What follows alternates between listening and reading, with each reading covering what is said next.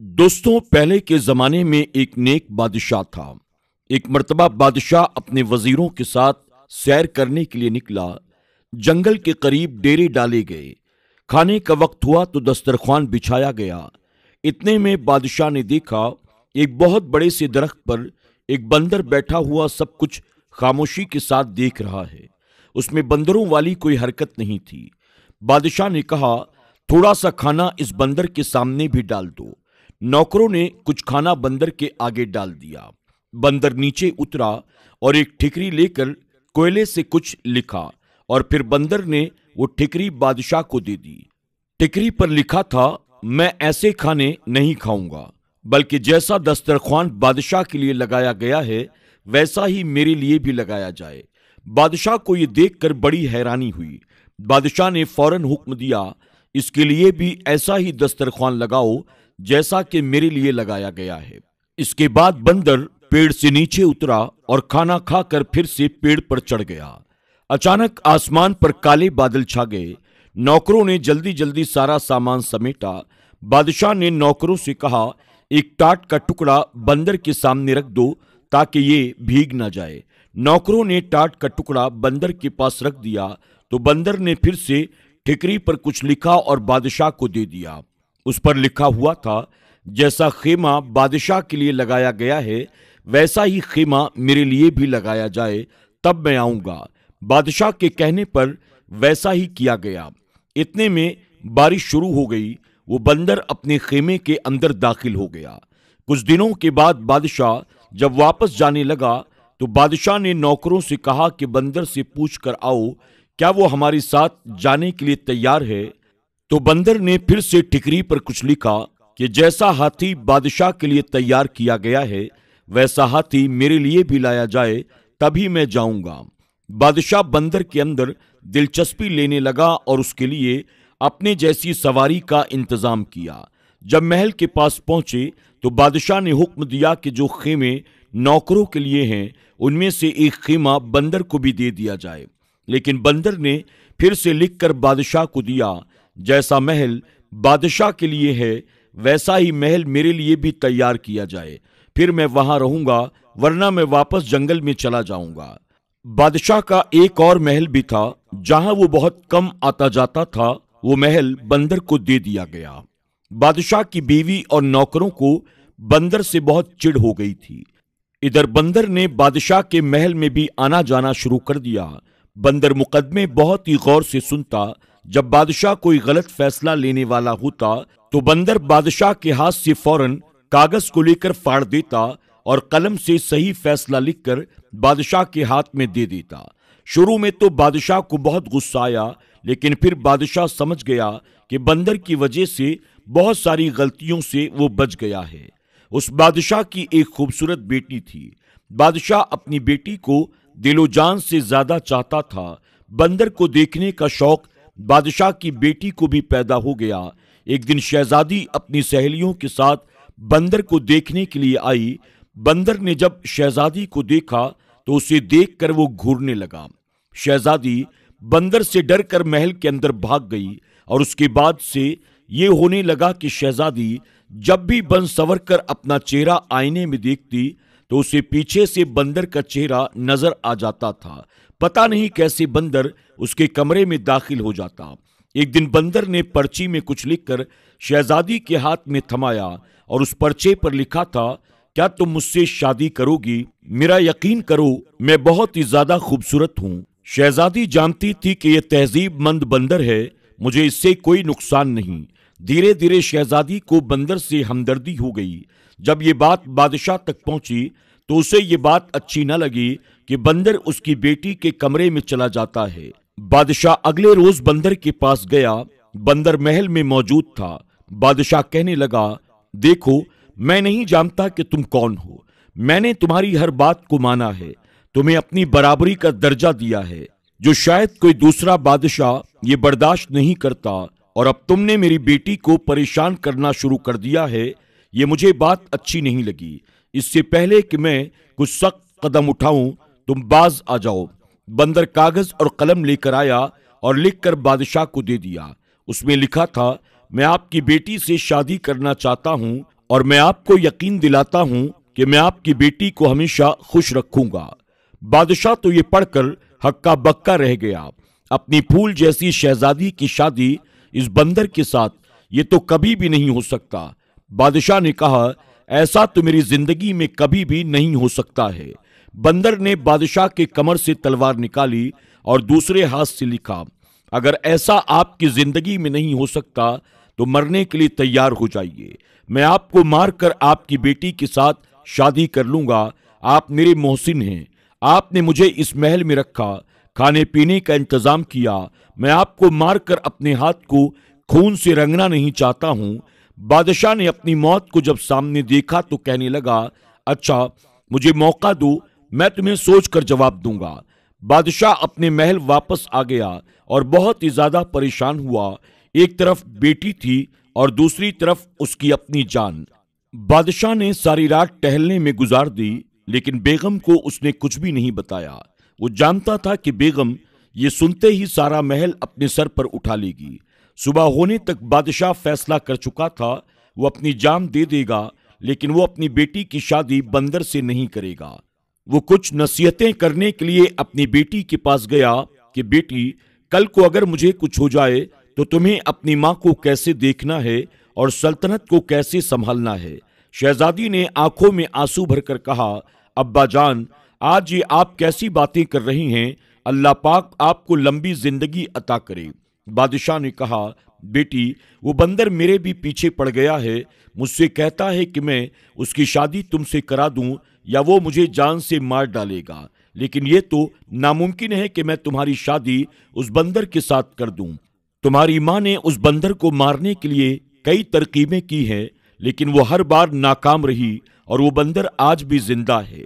बादशाह कहने लगा, मैं जाकर बंदर को साफ साफ बता देता हूं, मैं तुम्हारी शादी उससे कभी भी नहीं करूंगा। उसके बाद वो शायद मुझे मार दे। तुम अपनी माँ के साथ तहखाने में छुप जाना और उस वक्त तक बाहर मत निकलना जब तक वो बंदर चला ना जाए। शहजादी ने कहा, अब्बा जान, आपकी जान इतनी बेकार तो नहीं है। आप मेरे वालिद ही नहीं, इस सल्तनत के बादशाह भी हैं। आप जाकर मेरे रिश्ते के लिए बंदर को हाँ कर दीजिए। आखिरकार शहजादी ने बहुत सी बातें की और बादशाह उसकी बात को मानने के लिए तैयार हो गया। बादशाह ने बंदर को अपनी रजामंदी बताई और बंदर ने कहा, आप शादी की तैयारी शुरू करें। मलिका को जब इस बात के बारे में पता चला तो उसने सारा महल अपने सर पर उठा लिया। निकाह वाले दिन बादशाह ने मलिका को एक कमरे में बंद कर दिया और शहजादी का निकाह उस बंदर के साथ करवा दिया। शहजादी रुखसत होकर बंदर के साथ उसके महल पर चली गई। अगले रोज जब शहजादी अपने वालिद के महल में वापस आई तो वो बहुत ही ज्यादा खुश थी। मलिका ने जब ये देखा तो उसकी हैरत की इंतहा न रही। मलिका बोली, बेटी, तुम इस बंदर के साथ इतना खुश हो? शहजादी ने कहा, जी हाँ, मैं बहुत खुश हूं। शहजादी दिन में अपने वालिदैन के महल में रहती और रात को बंदर के पास वापस चली जाती। एक बार रात के वक्त मलिका ने नौकरानियों वाला लिबास पहना और बंदर के महल में चली गई। शहजादी के कमरे का दरवाजा बंद था। मलिका ने बातें सुननी शुरू की। अंदर से किसी मर्द के बोलने की आवाज आ रही थी। मलिका ने ताले के सुराख से अंदर झांक कर देखा कि शहजादी के साथ एक बहुत ही ज्यादा खूबसूरत नौजवान बैठा हुआ है और वो शहजादी के साथ हंस हंस कर बातें कर रहा है। मलिका ने सोचा, अच्छा ये बात है, तभी तो मैं कहूं कि मेरी बेटी इतनी खुश कैसे रह सकती है। फिर वो जाने के लिए पलटी तो उसको एक तरफ बंदर की खाल पड़ी हुई नजर आई। मलिका सोचने लगी, इतनी मोटी खाल बंदरों वाली ये अपने ऊपर पहनकर क्यों रखता है और बंदर बनकर क्यों घूमता रहता है। अगर मैं इस खाल को जला दूं तो फिर ये कभी भी बंदर नहीं बनेगा। ये सोचकर वो बंदर की खाल उठाकर अपने महल में ले आई और उस खाल को आग लगा दी। इधर मलिका ने बंदर की खाल को आग लगाया, उधर शहजादे को जलन महसूस होने लगी। शहजादा बचाओ बचाओ करके गायब हो गया। हैरान कुन शहजादी अपने वालिद के महल में आई, देखती है कि उसकी वालिदा ने बंदर की खाल को आग लगा दी है। शहजादी ने जल्दी जल्दी उस आग को बुझाया। शहजादी को पता चल गया कि उसकी अम्मी का ये कारनामा है। हाय अम्मी जान, आपने मेरा सुहाग उजाड़ दिया। क्या दुश्मनी थी आपको मुझसे? मां कहने लगी कि बेटी, मुझे क्या पता था, मैंने तो सोचा कि वो बंदरों वाली खाल मैं जला दूंगी तो बिल्कुल नौजवानों की तरह मेरा जमाई राजा रहेगा। शहजादी ने कहा, अम्मी जान, मैंने आपको कहा था ना कि मुझे मेरे हाल पर छोड़ दीजिए, पर आप नहीं मानी। अब आपको ठंडक पड़ गई ना। बादशाह को जब इस बारे में पता चला, बादशाह ने नौकरों को भेजा, लेकिन कहीं से भी बंदर की कोई खबर न मिली। शहजादी ने जोगनों वाले कपड़े पहन लिए और शहजादे की तलाश में निकल पड़ी। जंगल जंगल सेहरा सेहरा भटकते फिरते उसके पांव में छाले पड़ गए। शहजादी का रंग रूप बिल्कुल बदल गया। एक दिन रात को जंगल में शहजादी एक पेड़ के नीचे बैठी थी। उस पेड़ पर एक चकोर और चकोरी बैठे थे और बातें कर रहे थे और शहजादी उनकी बातें सुन रही थी। चकोर दरअसल एक परिंदा होता है। चकोरी ने चकोर से कहा, क्या बात है चकोर, तुम इतना परेशान क्यों हो? चकोर ने कहा, क्या बताऊं, यहां से यूरोप की तरफ एक शहजादा है, मैं उसके लिए बहुत परेशान हूं। उसके सारे जिस्म पर बड़े बड़े आंवले पड़ गए हैं और वो सो भी नहीं सकता। सारे तबीब और हकीम हार गए हैं, कोई उसका इलाज नहीं कर पा रहा है। चकोरी ने पूछा, शहजादे की यह हालत कैसे हुई? चकोर ने कहा, किसी जालिम ने शहजादे को जलाकर मारने की कोशिश की थी। शहजादे की जान तो बच गई, लेकिन जिस्म जल गया है। चकोरी ने कहा, ए चकोर, क्या हमारे शहजादे के दुख का कोई इलाज नहीं है? चकोरे ने कहा, अगर कोई हमारी बीटे इकट्ठा कर ले और उन्हें संदल के साथ घिसकर 40 दिन तक सुबह शाम लगाए तो शहजादे के सारे जख्म भर जाएंगे। शहजादी समझ गई ये मेरे शहजादे की बात हो रही है। चकोरी चकोरा तो सुबह उड़ गए। उसके बाद शहजादी ने उनकी सारी बीटें इकट्ठी की, एक तबीब के भेष में यूरोप की तरफ चल पड़ी। वहां से कुछ ही मील पर शहजादी को एक शहर नजर आया।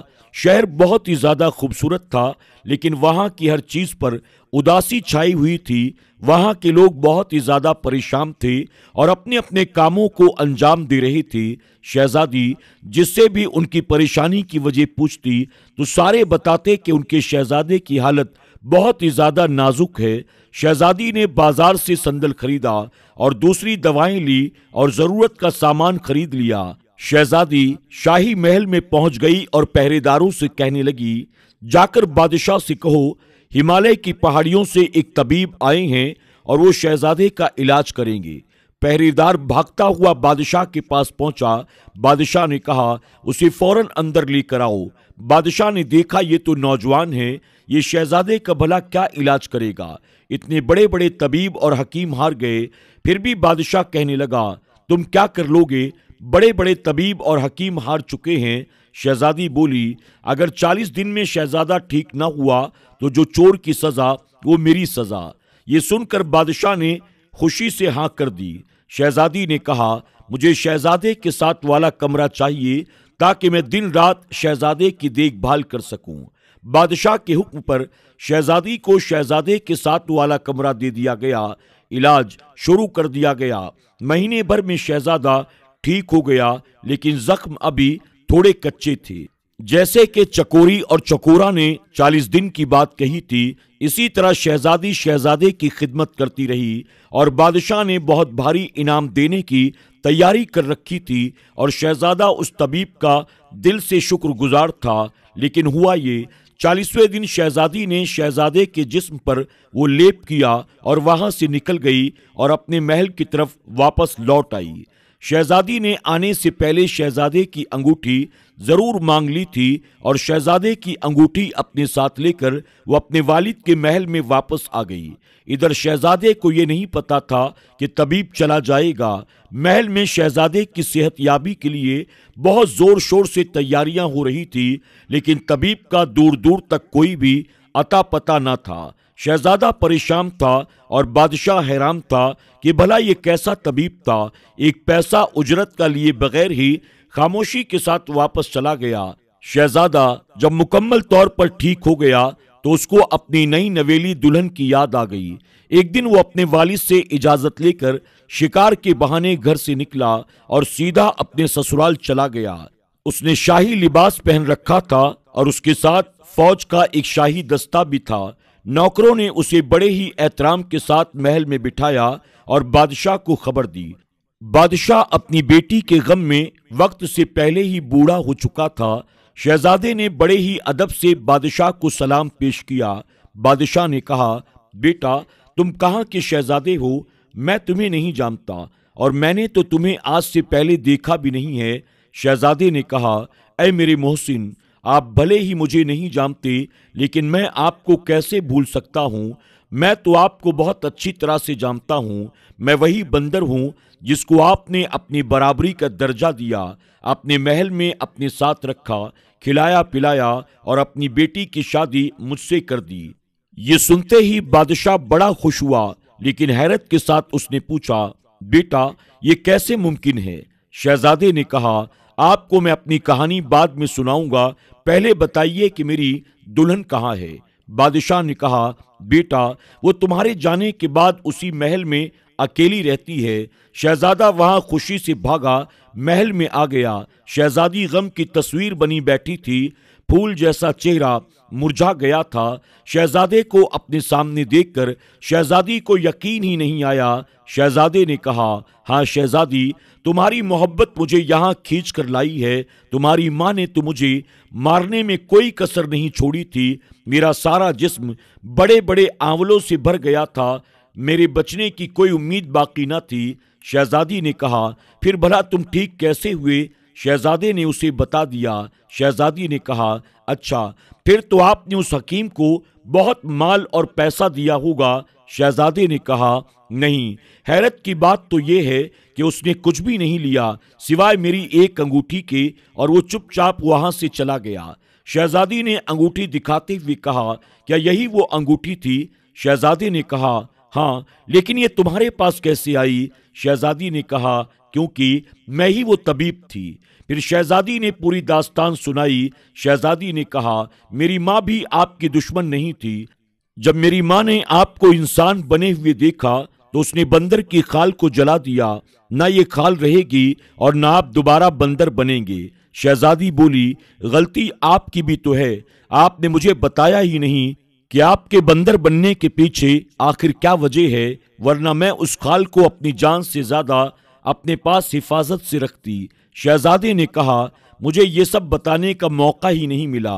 तकरीबन 1 साल पहले की बात है, मैं शिकार करने के लिए निकला और मेरे साथ नौकर भी थे। जंगल में मुझे एक हिरन दिखाई दिया, मैंने उस पर तीर चलाया। वो हिरन मेरी आंखों से ओझल हो गया। मैं उस हिरन की तलाश में निकला। मैं इतना आगे निकल गया कि मेरे साथ जो लोग थे वो सब के सब पीछे रह गए। मैं अपने तमाम साथियों से बिछड़ चुका था। मैंने देखा कि सेहरा के पास एक बुजुर्ग बैठे हैं और उनके पास एक 10-12 साल का बच्चा बैठा हुआ है। बुजुर्ग रो रहे हैं, उस बच्चे की टांग से खून साफ कर रहे हैं और रो रो कर उस शख्स को बद्दुआ देते जा रहे हैं जिसने उसकी टांग पर तीर मारा था। वो मुझे देखकर गुस्से से बोले, तो इंसान है कि बंदर? तमीज तो तुम्हें छूकर भी नहीं गुजरी। बस ये उनके कहने की देर थी, मैं इंसान से बंदर की शक्ल में तब्दील हो गया। अब तो यूं ही जंगल जंगल भटकता फिरेगा, तुझे कहीं भी ठिकाना नहीं मिलेगा। उनकी बद्दुआ से और अपनी हालत से मैं इतना ज्यादा परेशान हुआ, मैंने उनके पांव पकड़ लिए और रो रो कर उनसे माफी मांगने लगा। मेरी हालत देखकर उस बच्चे को मेरे ऊपर तरस आ गया। उसने अपने दादा जान से कहा, दादा जान, जब इंसान अपनी गलती को मान ले तो उसे माफ कर देना चाहिए, आप भी इन्हें माफ कर दें। लड़के ने जब बहुत ज्यादा इसरार किया तो बुजुर्ग ने कहा, देख, इससे सीख, तूने इसके साथ क्या किया और ये तेरे साथ भलाई कर रहा है।